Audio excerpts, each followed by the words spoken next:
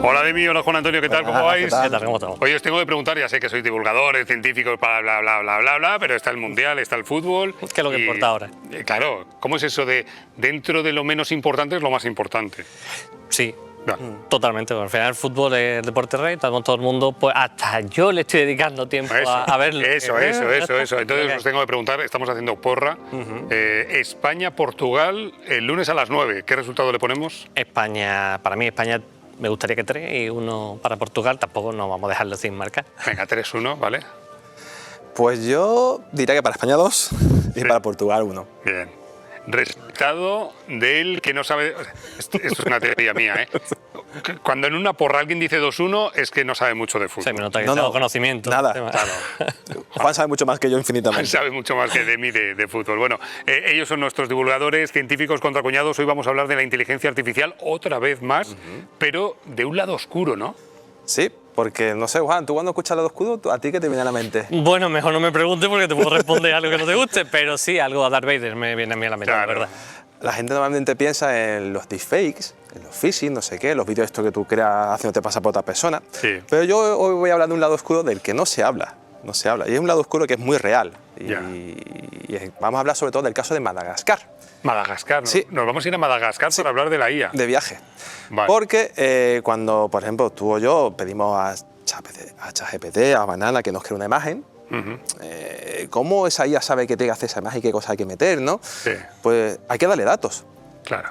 fotos, y esas fotos tienen que venir, lo que nosotros llamamos informáticos, etiquetadas. Ajá. Por ejemplo, yo te hago una foto de ti o de una silla, no, mejor una silla, Vale. y pongo una etiqueta y pone silla, y eso se lo doy a la IA. Gracias por poner a una silla como ejemplo antes que a mí. Sí, porque tú eres más complejo de representar que una silla. Claro. Pero a mí también se podría etiquetar. Sí, claro, por supuesto. Claro. Se te O sea, puede- los famosos... Sí, sí. No es que sea Brad Pitt yo, pero a cualquier persona se le terminará etiquetando en la IA. Sí. Ya, Y de Hombre, yo hecho- creo que será un abanico amplio. Claro, de ya no gente, solo- claro. no a todo el mundo, pero Sí, pero No, a Brad Pitt sí. a cualquiera se puede etiquetar. Vale, la pregunta del millón es, yo pensaba que esas etiquetas las hacía la propia IA. No, No, ¿quién las hace? nosotros. ¿Los hombres? ¿Los Sí. seres humanos? Sí, los seres humanos. Yo te he puesto un ejemplo muy sencillo, ¿vale? Pero bueno, una foto puede tener muchas etiquetas, Claro, porque esa silla puede ser negra, puede ser roja, puede tener 4 patas o 3, claro. puede ser un sillón, que es un tipo de silla, digamos, ¿no? De asiento, ¿no? sí, sí. O puede ser una butaca. Pero bueno, yo lo resumo mucho, he hecho una etiqueta, ¿no? ¿Y ahora qué tiene que ver Madagascar con todo esto y con el etiquetado de imágenes y con el lado oscuro de la IA? Pues vamos a hablar de la explotación laboral. Oh, Madagascar, el nivel de vida es muy barato, como ya sabemos, ¿no? sí. Y hay muchas empresas como Amazon, Sí. como OpenAI, y tenemos más de 100.000 personas trabajando etiquetando imágenes. Pero un momento, aquí tenemos el dato. Sí. ¿Eh? O sea, ese trabajo de etiquetado de solo imágenes, ¿no? Solo imágenes, en este caso solamente imágenes. Vale, hay 100.000 personas etiquetando imágenes que, dicho de otra manera, están entrenando a la inteligencia artificial, dándole alimentación para que luego la IA, pues, en fin, Claro, se tenga puede aprender. su bien. mejor comportamiento, Sí, efectivamente. sea más eficiente. Después hay más trabajo, bueno, hay otro tipo de etiquetados, otro tipo de trabajo, pero la mayoría es etiquetado de imágenes. Ya. ¿Vale? ¿Qué ocurre? Sí, bueno, hay empresas que contratan personas de ahí, de Madagascar, tienen su contrato con su jornada laboral, su seguro, sus cotizaciones, pero eso es un pequeño porcentaje, muy, muy pequeño. Ya. ¿Vale? Hay muchos negros. Ajá. Y estamos hablando de personas que a lo mejor tienen su trabajo y no llegan al final de mes, y lo que hacen es complementan eso con jornadas de 10, incluso hasta 12 horas, etiquetando fotos en su casa. Y claro, con sistemas de micropago, que a lo mejor creo que estuve viendo el otro día que son con 0,2 céntimos por etiqueta. Entonces, claro, a lo mejor para nosotros es ridículo, pero para una persona allí en Madagascar, a diferencia de sueldo, pues saca un sobresueldo. Claro, sí, claro. Claro. Si eso lo multiplicas por 1.000 etiquetas, pues tienes 200 euros. Bueno. Vale. Sí, bueno, en el mejor de los casos, porque yo Claro. creo que incluso se paga menos. Nosotros sí. estamos hablando de un céntimo y a saber ahí lo que se estará. ¿Qué ocurre? Que esas personas a lo mejor están haciendo un trabajo infracualificado. Muchas están en B, ¿sabes? Porque a lo mejor van contratadas por terceros, entre comillas, digamos. Sí. Y son muchas horas, no puede llegar a final de mes y a lo mejor ese que te tiene que contratar, entre comillas, a lo mejor no te paga. Claro. Y te quedas en la calle. Y ahora viene también la otra parte, que es el día que se acabe ese trabajo, esa persona se queda sin trabajo. O sea, si ese complemento laboral. Claro. Es que aquí hay una paradoja extraordinaria, que es que esta gente está Fíjate, qué bonita imagen, ¿eh? Un señor etiquetando imágenes. Un en la señor IA. triste, porque tiene cara de triste. Porque además está ahí con un flexo el pobre, salarios bajos, presión, jornadas exigentes, pero la paradoja que yo veo aquí es que toda esta gente está alimentando a un monstruo, que es la inteligencia artificial, por cierto, que casi todo el mundo utiliza ya, cuando el monstruo esté lo suficientemente alimentado va a decir, no os necesito a ninguno. Y a la calle. Claro. Claro. A la calle. ¿Qué ocurre? Claro, afortunadamente, ¿vale? También hay un pequeño lado positivo, ¿no? Que hoy, por suerte, tenemos internet y tenemos el conocimiento al alcance de nuestra mano. Ya. Muchas de estas personas que están ahí metidas haciendo ese trabajo infracualificado están aprovechados para aprender y ellos mismos entrenar sus propios modelos para después a desarrollar aplicaciones que, por ejemplo, te ayuden a saber cuándo tienes que regar las plantas. Ajá. Entonces, dentro de todo lo malo que hay un pequeño punto de luz, como digo yo, que es el autoconocimiento y el autodesarrollo. Y es verdad que algunas empresas, por ejemplo, Amazon es una de ellas, sí se están preocupando porque no se hagan contratos o ese tipo de trabajo en Madagascar porque saben que pueden producir ese tipo de mano de obra secundaria. Claro. Y está todo en negro. Aquí lo tenemos, ¿eh? Las dos caras de la IA, lo que muchos piensan que es la gente que trabaja alimentando la IA y lo que en muchos casos ocurre. Sí, Gente en el tercer mundo con salarios bajísimos y explotados laboralmente. No, sí, eso es lo mismo. Y en Kenia también ha pasado bastante porque se buscan sitios de población donde puedas tener problemas precarios y cuando, lo que estamos hablando, se dan ya casos de que sí, ha acabado con la función porque son un trabajo infracualificado, como estamos hablando, entonces ya te dicen, bueno, pues ya no nos hace falta y se quedan sin... Bueno, normal, eso es la vida y ya está. Aquí, por ejemplo, tenemos el ejemplo, ¿no? Aquí está, mira. Aunque es verdad que la foto está generada por IA, ¿no? Pero hay ejemplos reales de verdad que hay personas de Madagascar que están haciendo aplicaciones con IA que son útiles y logran vivir de ello y conseguir un salario digno, pero porque ellos mismos se están preocupando por conseguir eso, ¿no? Es verdad que sí, que las compañías están intentando controlar el tema de contratos de Madagascar, pero no se está apretando tanto las tuercas como yo creo que se debía de apretar. Claro. Y es verdad que yo pienso que todo el mundo tiene derecho a vivir, no a sobrevivir, ¿no? No, eso está claro. Oye, ¿y por qué Madagascar y no...? ¿Por qué exactamente? Es verdad, Madagascar, ya sabéis, África, esa isla grande que hay abajo a la derecha... Bueno, por una cuestión de costes. Sí, coste y legislación, que es muy laxa, no como aquí en Europa. Y luego está el debate, que esto es un debate que nos llevaría horas, programas o temporadas, que es qué va a pasar cuando la IA sea lo suficientemente valiosa y eficiente como para prescindir de un montón de puestos de trabajo. En oficinas, programadores, periodistas, abogados, no lo sé. Es que se va a meter en todos los sitios. Y ahí va otra pregunta. ¿El contenido que vamos a consumir va a ser real o no? Pero ha pasado una cosa curiosa en Corea, que han puesto programas de televisión, micronovelas que hacen mucho en Corea, ¿vale? Y esas novelas pues las hacían personas normales de allí, coreanos y demás actores. Pero ha empezado a producirse con inteligencia artificial, a granel. Al principio tuvo un pico muy alto, pero después se pegó una hostia y la gente no le gusta al final. Hay algo ahí que notan que no es del todo real y supongo que también está que no son sus actores, que los conoces realmente, porque si tú puedes hacer una canción muy bonita pero luego no puedes ir a un concierto o te tienen que poner una pantalla, ya ese rollo lo pierdes. Todavía hay cosas que es complicado. Es interesantísimo el tema y un día más volvemos a hablar de la IA, en este caso del lado oscuro de la IA. Demi, ¿quieres comentar algo más? No, nada más, espera que nos cuenta Juan ahora con las noticias. Bueno, tengo aquí unas noticias buenísimas. Espera un momento. La primera, atención. La palabra es crioablación. Lo he leído bien, ¿no? Crioablación, una técnica, pero esta es la parte buena, una técnica para el cáncer de mama con menos dolor y sin cicatrices. Aquí lo tenemos. ¿Cómo funciona? La crioablación viene del griego crio, que es congelación, y ablación, que es eliminación. Entonces, ¿qué ocurre? Que es una técnica, ¿vale? Que sirve, bueno, ahora se está haciendo en el cáncer de mama, pero lleva desde los años 60 realizándose esta técnica.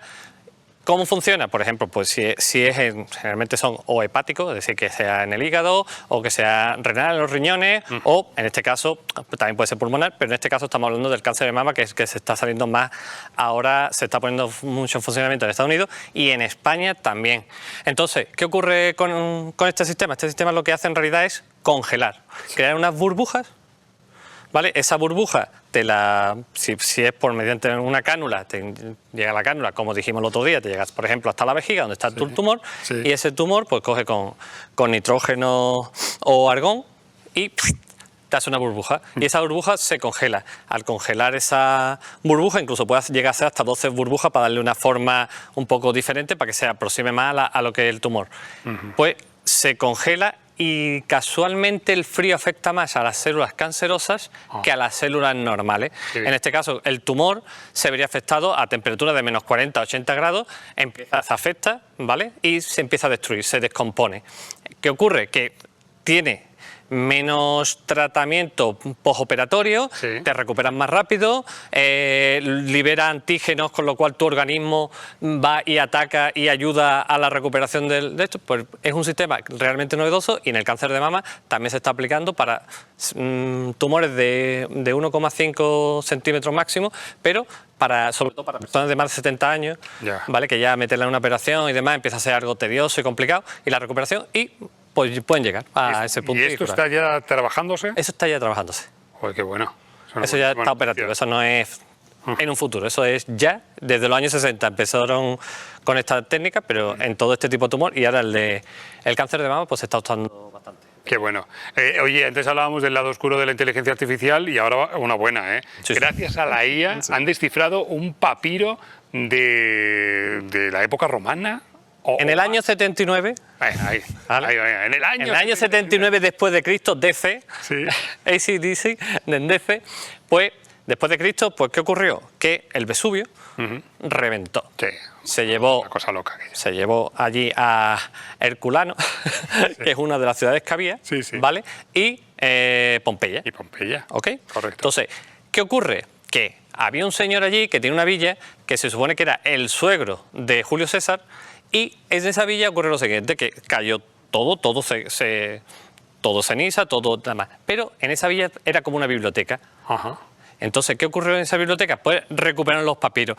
Aquí no se ve el papiro bien, aquí este papiro es más bonito que es real, porque hay una foto, si la podéis poner un segundo. Tenemos la foto. Sí, para que veas. Esta es la recuperación del papiro. Otra más atrás, que veas el papiro calcinado. Pero qué maravilla es esta, por favor, te lo pido. Verás, es que vas a ver esto es como se trabaja, pero bueno, esto para sacar fotografía más bien. Para la anterior, que se ve el papiro negro entero, calcinado. Esto le hacen una tomografía. ¿En serio? Computerizada. ¿Se encontraron esto? No esto, sino muchos, hay miles. Ya. En mi barrio se llamaba Chusta, ¿eh? Sí, Vale. Sabes de qué va la cosa, ¿no? Madre mía, y a partir de aquí... Le hacen una tomografía computerizada, lo que se conoce como un TAC. Ole. ¿Vale? ¿Y qué ocurre? Pues por lonchas. Lo dividen y va sacando a micras, a distancia de micro, y van detectando cómo es la composición, la curvatura y todo cómo está envuelto ese pergamino y cómo estuvo en antaño. ¿Qué ocurre? Gracias a la inteligencia artificial pueden volver a intentar poner plano ese papiro. No solo eso, sino que detecta las micropartículas que todavía quedan restos de la tinta que se utilizó antaño. O sea que tenemos rollo canuto quemado. Sí. Después ya hemos visto cómo quedaría el papiro, ¿no? Con las letras y todo. Ya el papiro se queda así. Eso nunca se llega a tocar. Vale. Es más, Pero hemos visto como una recreación con letras y todo, ¿no? Bueno, eso lo vemos ahora, lo ponéis si queréis. Pero el papiro es esto, es lo único que se toca, ¿vale? Y la tomografía lo que hace es como si seccionara todo lo que ve, ¿vale? Esto es como un papiro de verdad, la IA la ha hecho así, pero en realidad es el negro ese que te digo. Claro. ¿Vale? El rollo carbonizado. Esto pasa por el TAC. Un TAC, una tomografía computarizada, y conseguimos que se deshaga el rollo. Exactamente, gracias a la IA lo deshaga. Ten en cuenta que gracias a que esté carbonizado, los tenemos. Porque papiros de aquella época, ¿qué ocurre? Que la descomposición, el oxígeno que hace que se oxide tanto la tinta como el papiro, eso... Así un material orgánico se descompone con el tiempo, pero como se ha quemado ya no es orgánico. Ya no se puede descomponer más. Y hemos podido retraerlo, y aquí de un texto de 1,5 metros el rollo se despliega con 20 columnas escritas que se ha atribuido a un filósofo, ¿vale? De estos que eran estoicos, que era una rama de... igual que estaba Sócrates, estaban los como estoicos. Luis Enrique, estoico. Exactamente. Vale. Que se cree que era de Crisipo, uno de ellos, vamos, filósofo, jolín, y de esta biblioteca se ha podido sacar, se ha desenrollado y se ha podido leer. Qué maravilla. Y se ha podido ver como de qué hablaba todo. Pues esto gracias a la inteligencia artificial. Y para terminar, una que tiene que ver con el hombre del hielo, que no está tan muerto. Este muerto está muy vivo, como la película. Bien, bien tirado. Otzi, el hombre de hielo, lleva mucho tiempo muerto, pero algunos de sus antiguos microbios que están ahí dentro de ese señor siguen vivos. Otzi, una criatura de hace 5.000 años. Un hombre, ¿vale? De hace 5.300 años. Iba por... Se llama Otzi porque... Que no es el jugador del Real Madrid. Ahí dice que me pilla. Tampoco era tan bueno el chiste, vamos. No, no. Vale. Otzi, que es de glaciar Hostal. Ajá. Por eso es Otzi, parece Hostal Royal Manzanares, pero no. El glaciar se llama Hostal, por eso se llama Otzi él. ¿Qué ocurrió? Que iba por la nieve, antaño se había dado una buena comilona, ¿vale? De arce, cabra de los montes, algunos cereales y... Se puso las botas. Se puso las botas. bien. Este señor, Y vale. tuvo un accidente que por mano del demonio le clavaron aquí una flecha y también tiene sangre en un corte en la muñeca y en varios sitios. Ya. Entonces, parece que hubo una botella y allí cayó esa criatura. Ya. ¿Vale? El glacial lo mantuvo a -6 grados, ¿vale? ¿Qué dices? Y una humedad de 99%. Sí. Entonces, Y así ha estado 5.000 años. los hongos que había en la zona... Congelado, como Walt Disney. Congelado. Vale. Bueno, Walt Disney a ver cómo estará. Pero Vale. ahí estado, unos hongos de hielo de aquella época se quedaron allí y siguen allí. Se han como ralentizado en el tiempo, se han ido procreando muy, muy lentamente, Sí. como si todo el sistema se hubiese ralentizado y el cuerpo no se ha llegado a descomponer. Unos alpinistas en el año 91 lo encontraron por casualidad a este hombre y lo sacaron. Y entonces tiene... Pues estos hongos, unas levaduras activas en la piel, que también la han investigado y tiene Sí. que las pueden replicar y no hay problemas, la levadura funciona, Sí. el que quiera hacerse una cervecita se las puede hacer con ella, Ole. y tiene, como hemos dicho, que tiene un microbioma en el estómago Sí. de toda esa comida que no Lo que terminó de ingirió aquel día. aquel día, entonces todavía en sus tripas lo tiene y se la han podido analizar y le sirve muy bien para saber que la alimentación de aquella época es similar a, bueno, estudiando, diciendo de casos que no eran industrializados, claro, estamos hablando de la edad del cobre, Ya. ha llovido. Vale. Entonces, pues nada, se está haciendo el estudio y pues muy bien, al final esta es una representación Ah, sí. de cómo sería el hombre. ¿Eso lo ha hecho la IA también o qué? Sí, yo creo que sí, basado en el esqueleto que hay, que no estará por ahí, Ese pero es hay un esqueleto. Otzi, ¿no? El ese hombre Otzi. del hielo. De hielo. Que, Así es como está realmente, esos son sus pies. ¿Qué dices? ¿En serio? Sí, sí. Está momificado. Está momificado, congelado. Pero- Es más, en el museo, Pero vamos, estos pies son Está muy bien mucho conservado. mejores que los de mucha gente que conozco Conservado. yo, ¿eh? sí, está conservado muy Muy bien. conservado. Y está en un museo a la misma temperatura que está el glacial, para que maravilla. no romperle. Claro, Lo claro. que pasa es claro, es verdad que la bacteria ha cogido de actual, entonces tienen que separar un poco de cuáles son las de antaño, la levadura actual, la levadura y bueno, la verdad que se conserva muy bien. Qué Y sirve maravilla. como estudio. Qué maravilla, ¿eh? Interesante. ¿Os imagináis que algún día, dentro de 5.000 años, aparecen nuestros restos y alguien en un programa de televisión, si es que existe la televisión, habla de nosotros y pone nuestros pies aquí? Qué loco. Bueno, Científicos contra Cuñados, la sección donde hablamos de ciencia y lo hacemos con Demi, con Juan Antonio, con todo el equipo. Y hoy hemos hablado de la IA, de la levadura de este señor. En fin. Vale, oye, pues nada. El veranito está aquí. A la vuelta. Paráis, descansáis. Un poquito, yo un poquito. Para semana. Sí, Bueno. igual. No digas con pena, Juan Antonio, porque no. Son pocas. Yo hace Son tiempo, pocas. no, eso cuando antes me tiraba un mes de vacaciones y yo volvía al trabajo y no sabía lo que tenía que hacer, eso ya se ha perdido. Ya. Lo de un mes de vacaciones, eso ya es para los niños o para los profesores. Sí. Que os cuidéis mucho. Me voy al Igualmente. conversatorio que voy a hablar de teatro. Muy bien. Venga, Hasta luego. hasta luego. Adiós.